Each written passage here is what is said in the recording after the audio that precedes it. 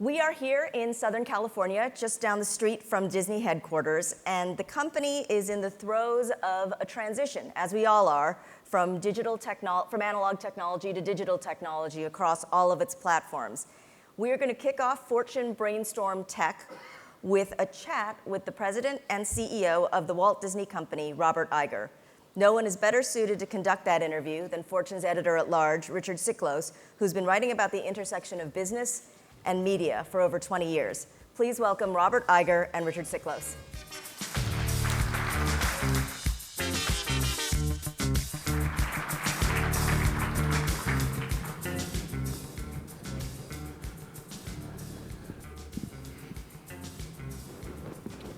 Good afternoon. Bob, Disney, during the time that you've been the chief executive, has blazed a trail in new forms of video distribution. You were the first company to distribute via iTunes. You were the first company to stream videos online on your own website. But what some people may not remember is that you were also quite prescient in the world of user-generated content, short form, and you created something that has generated, what, hundreds of millions of dollars, $1 billion worth of value.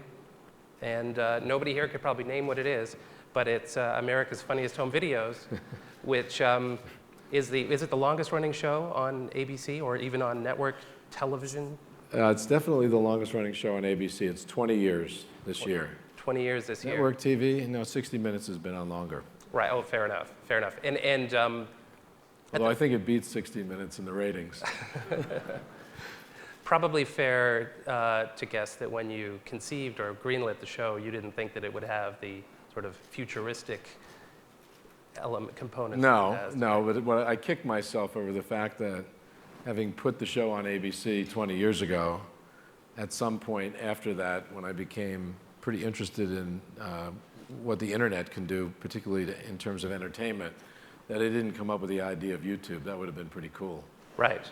But I guess I was still an old media executive. Right. Although how much money has the show made versus YouTube? Oh, I don't know what YouTube has made, but they did sell it for a nice sum. Little piece of change. That is yeah. true.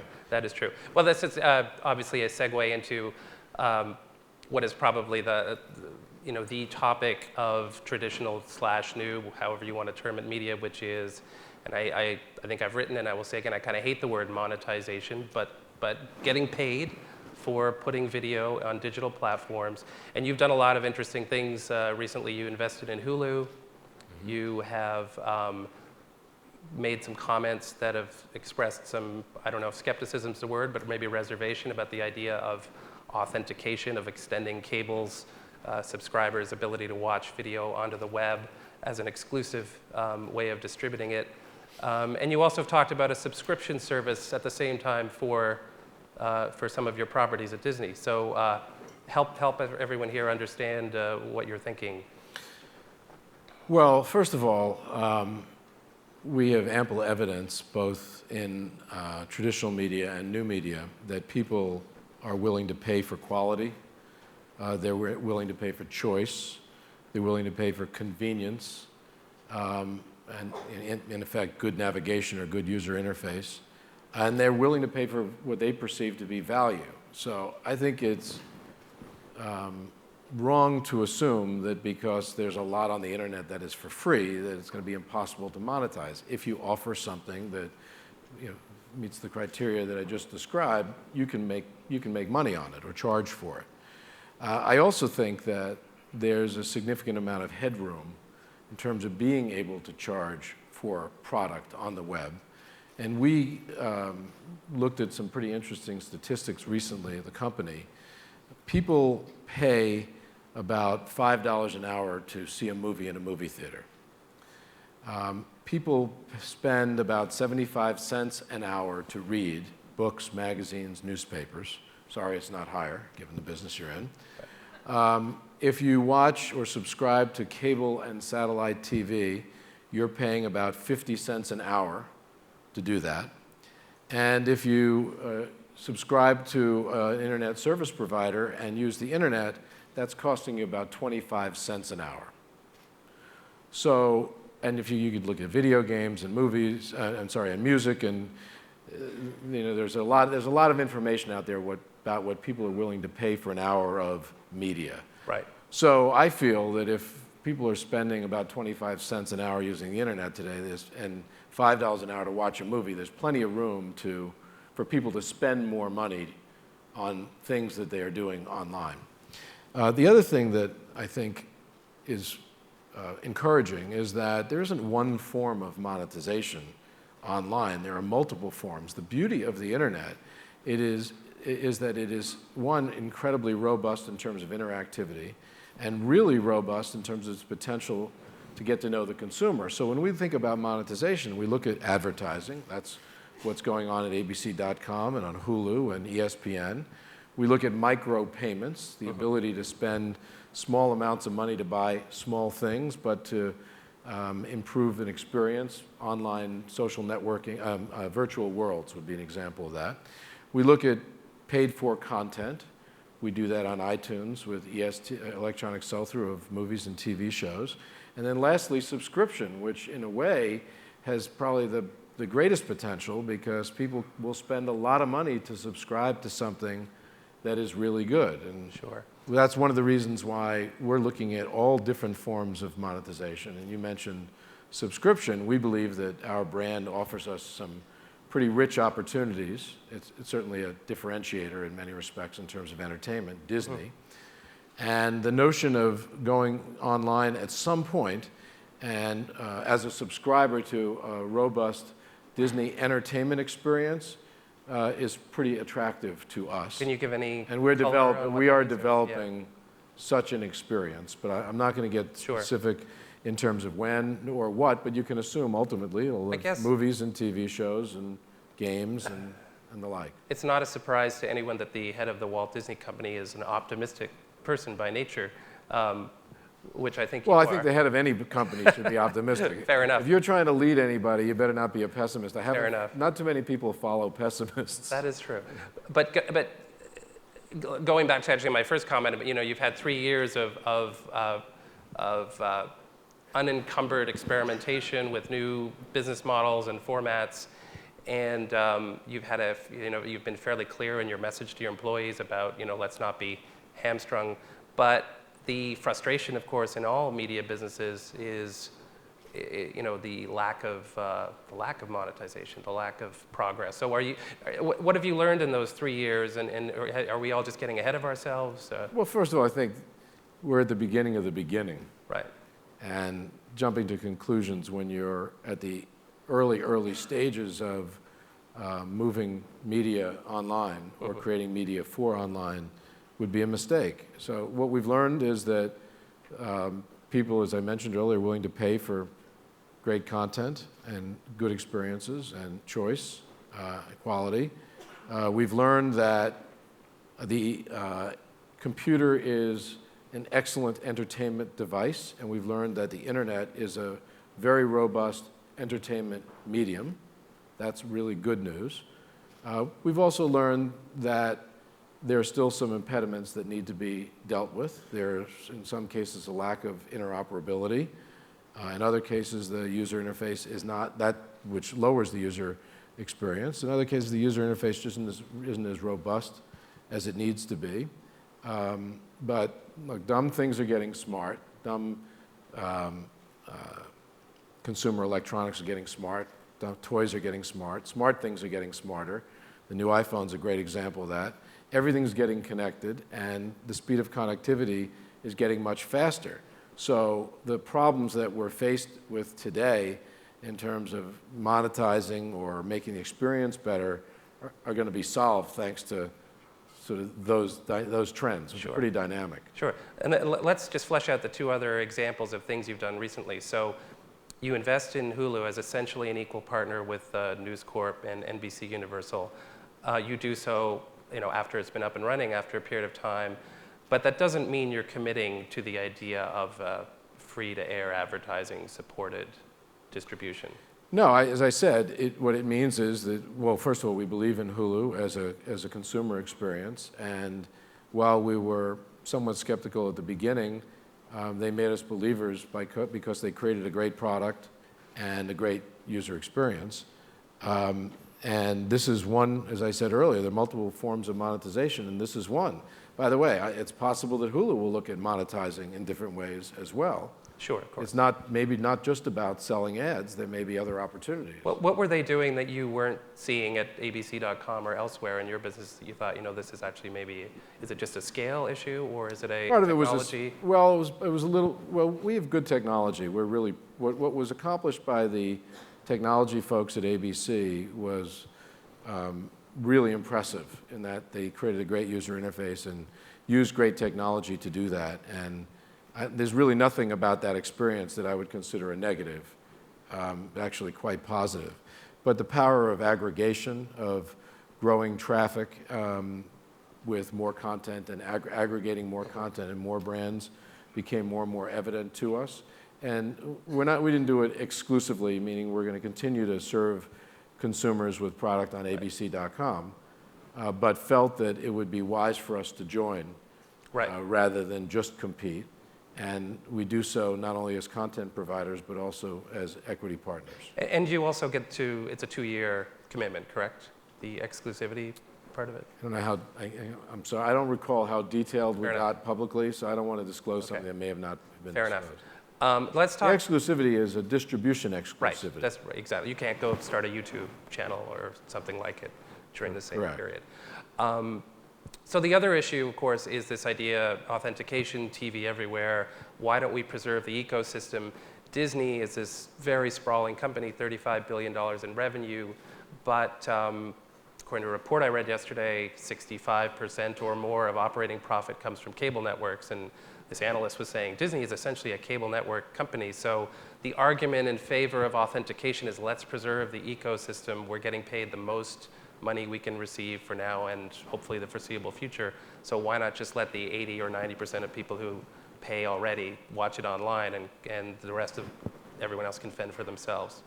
But you're not convinced, you're not. Well, let's go back. First of all, we have a really strong relationship with a multi-channel business. Right, of course. And they not only serve us well by paying us billions of dollars a year for our content, but they've invested billions in infrastructure that enables them to deliver our content and charge for our content so that we can not only create it, but so that we can profit from it. So we're not looking in any way to be confrontational with that industry. However, we don't view ourselves as a cable company. I noted the same report. We view ourselves as a content company, and in this case, you're discussing, we create content under the ABC and ESPN brands and and Disney brand and ABC Family and others. And we seek to reach consumers as broadly as possible and be paid for that. So we don't have an exclusive relationship with multi-channel providers to reach the consumer. We believe it is one of many relationships we need to have. The development of so-called authentication seemed to come from a fear that cord cutting was going on, that people were actually starting to end their subscriptions to multi-channel providers, and therefore, and they were doing so because they were getting all this stuff online and didn't need it anymore. We don't see any evidence of that occurring, nor have we heard from cable operators that they've seen evidence of it. So it seems to be a reaction to something that isn't necessarily evident. Now, I guess you could argue maybe someday it will be, but I think if that business continues to provide the quality and the choice at the right price to consumers, they're not under threat. Now, let's talk about consumers. We believe that anything that serves consumers better is a good thing. So consumers who have subscribed to multi-channel services, being able to watch those programs and those channels online, we think is a good thing. Right. We do believe, though, that it is something that should be charged for. In other words, if you subscribe to, you're in Studio City, so you're either a DirecTV subscriber or Time Warner Cable, you're paying to watch that on your television set. If suddenly you said, I'd love to be able to watch all these shows on my computer, I'd say you can do that, but we want to charge you a little bit extra for that. Right. We'd like to be paid for that experience, and we'd like to be able to pass that revenue along to the creators of the content that we put on these services. So that's one issue. Another issue is this is still very untested technically. And I don't want to in any way suggest pessimism or skepticism about it, but anything that ultimately makes the user experience, a consumer experience, difficult or worse will lessen consumption. And so I'm just being cautious about that. Right. And I also think that there are people that do not subscribe to multi-channel services. There aren't many of them these days. You know, the very, very large majority of people get this product through multi-channel subscriptions, but there are some that don't, and I don't know why they should be deprived. So this notion that the only people who can watch something online is the people who subscribe to these services, I'm not sure how pro-consumer that is. So that's a concern to us. Right. Interesting. I want to open up to questions. I have many more, but I want to involve everyone else who might have a question for Bob. So please raise your hand or use your little doodad to send one if you have one. But Bob, you talk about the tension, that the multi-channel providers are obviously, you have good relationships with them. But there's obviously this tension that exists, not just with you trying to figure out to satisfy consumers, but also even on your own board, your largest shareholder, Steve Jobs, has kind of made his career out of challenging conventional business models and perception. So just tell me about your view on how you manage to make the Walmarts and Comcasts feel that they're as much partners with you as all these new developing. Well, as you can imagine, when you manage a company that is as complex as this in so many businesses, there's an interesting challenge to manage for today and manage for tomorrow. I talk about it in terms of using your hands. You have to have one hand in the future and one hand in the present. If you have two in one place, then you fail. If you have two in the future, then you're not managing a business day to day, and that's a big problem operationally. And if you're just managing today, then you're going to miss out on opportunities, or you're going to completely ignore significant threats and not prepare yourself for that. So this notion of protecting the present is something that I talk about a lot at the company. Sir David Putnam gave a speech in the UK a couple of weeks ago, and he said, protectionism is much more digestible than innovation, which I thought was very well put. So as the CEO of the company, I feel that it is my role to make sure everybody's got a hand in the future and a hand in the present, and that we are mindful of the value the present is delivering, but not so overly protective of it that we're ignoring a world that is changing right before our eyes. And the most important thing is, what is the consumer doing and where is the consumer going? So when we made the decision, which is funny, today it seems like ho-hum, so we're putting programming online. When we made that decision in October of 2005, it seemed groundbreaking. And in fact, the earth did shake below current partners. Big box retailers who are worried about the impact of selling DVDs, cable operators who are worried about selling channels, TV affiliates who are worried about their TV stations and that product, and movie theater owners who are worried about the impact on movies. And my feeling was, okay, we need to respect all of those concerns, but the voice that we have to respect the most, or the opinion, is the consumer. And I was watching a world, particularly my kids' generation, that was looking more and more online to be entertained, and felt that if we didn't serve the consumer on that platform or on new platforms, then we were going to become irrelevant. We'd be marginalized. I didn't know how fast, and I didn't know how significant it would be, but I didn't want to be there. And look, we can go back time and time again. You hate to beat the record industry up, but look at what happened there. And people say, well, look how much money's now been lost in the record industry. The record industry was propped up by a business model selling a 15-song CD for $15 that wasn't sustainable because the price-to-value relationship wasn't there. And the other thing that was really interesting is that consumers knew that they could access music in much more convenient ways online, and they ended up getting angry that their retailers or the record industry wasn't providing that experience. The result, by the way, was rampant piracy, which I'm not sure the record industry has truly recovered from. Although talk about monetization, that's a good example of a business that everybody said, well, everything's got to be for free now. Well, there are a lot of people who are paying for music today digitally. That is being monetized. It may not be monetized at a level that the industry would like, because the level that they were used to was, Right. I think, ridiculously inflated, but Right. it's being monetized. Sure. So I'm really mindful of the notion that the consumer is much more authoritative, much more powerful today than ever before. That's what digital technology has enabled. And we have to be respectful of that and not ignore or disrespect current relationships and business partners, but keep them in perspective as well. Sure. Cool. Do we have a question over here? Let's. Hi, Bob. Gina Keating with Reuters. Speaking of timelines and monetization of your ad inventory online, is there a time at which you think that the CPMs for your online ad inventory are going to in any way approach what you get now for broadcast or cable? Well, And the when will that CPMs be? online are typically higher for us than what we get in broadcast and cable, but you're selling basically far fewer units, and we're not monetizing as much as we do in our traditional businesses. Can you do that, or is that just too fragmented for you to ever get that? Well, again, it's very early in the timeline. I think there's going to be ample opportunity to improve monetization from advertising online. I think a lot of it is going to require technology support. For instance, I think that you've seen a lot of growth in direct marketing. In fact, money spent in marketing, in direct marketing, has outpaced money spent in advertising significantly over the last 5 years.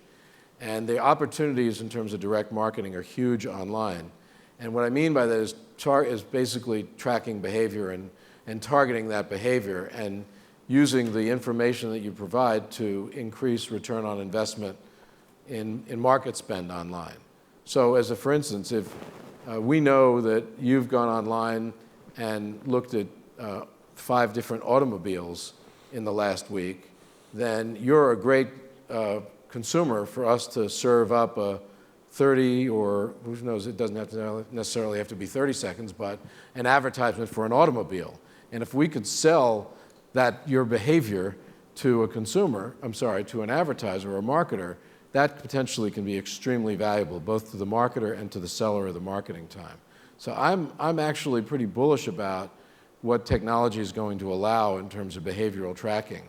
Interestingly enough, I know that there's the hue and cry about privacy, and while I think that it's not an issue that should be either neglected or taken matter-of-factly, I think that when you hear arguments about privacy, they normally come from older people. What I mean by that is I watch people online, my daughters online. I've learned more about my daughters on their Facebook page than I knew about them when I was raising them. And they have no concern whatsoever about the information that they post online about their private lives. Pictures of what they did this weekend, their favorite food, their movie, what they just ate for breakfast, whether they've got a fever. It's unbelievable. And so if I talk to them, which I have, they're 30 and 27, I talk to them about privacy, they can't figure out what I'm talking about. So I think, again, I don't want to make light of it completely, but we're going to have access to information to sell to marketers. And by the way, we're on both sides of the fence there. We are a company that spends a lot of money on marketing as well. When you sell movies, DVDs, theme park experiences, et cetera, you're a marketer. And so we're mindful of monetization from a marketing perspective, and think that ultimately we're going to be faced with some really interesting opportunities as a marketer, and we're going to be more than willing to pay for those opportunities. Cool. Let me, here's a few questions from your Spot Me devices. The second one looks interesting. As you look around, who do you say, wow, they get it, and who doesn't? Well, aside from Fortune magazine, of course. I don't want to, it's hard. We look at, Yeah. They get it. We look at a lot of different businesses and a lot of different aspects of business. For instance, let's talk about user interface, who gets it. Right. iTunes is a damn good one. Amazon, also excellent. Consumer relationship, customer relationship marketing, knowing who the consumer is, recommending to that consumer what they might like if they bought this. You'd have to cite those as well. The user interface, by the way, American Express, go online and use their site. It's pretty damn impressive. So those are just some examples, Right. but There are media companies that get it.